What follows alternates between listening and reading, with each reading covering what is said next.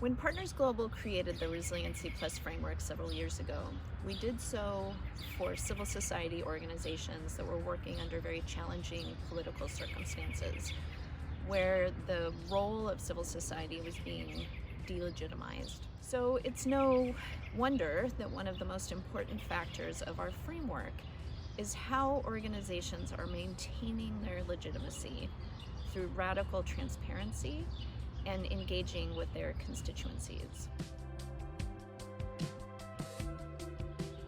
Because we are operating in a new economy of trust in the world, and we need to recognize that only those organizations that have credibility with our audiences and with our constituencies are the ones that are going to be trusted with the information that we provide, with the ability to mobilize, and the ones that are actually serving the needs, the real needs of citizens on the ground.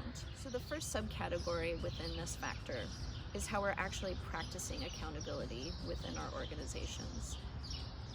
Do we have a constituency that we're in regular contact with?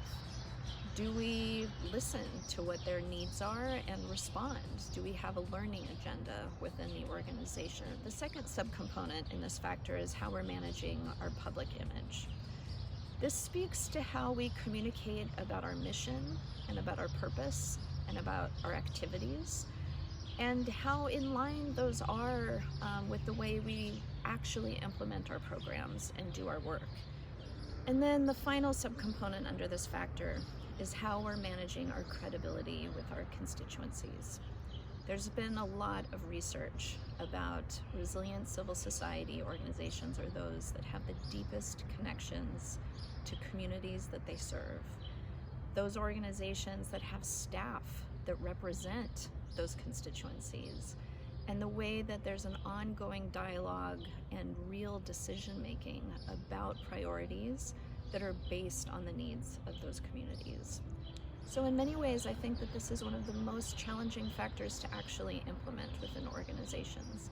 It requires a commitment to being transparent with our finances, to being open to different voices in our decision-making, and to an ongoing commitment to adapting to the needs of the communities that we serve. So I encourage you to continue to be committed to that radical transparency and to encourage our peers within the sector to do the same.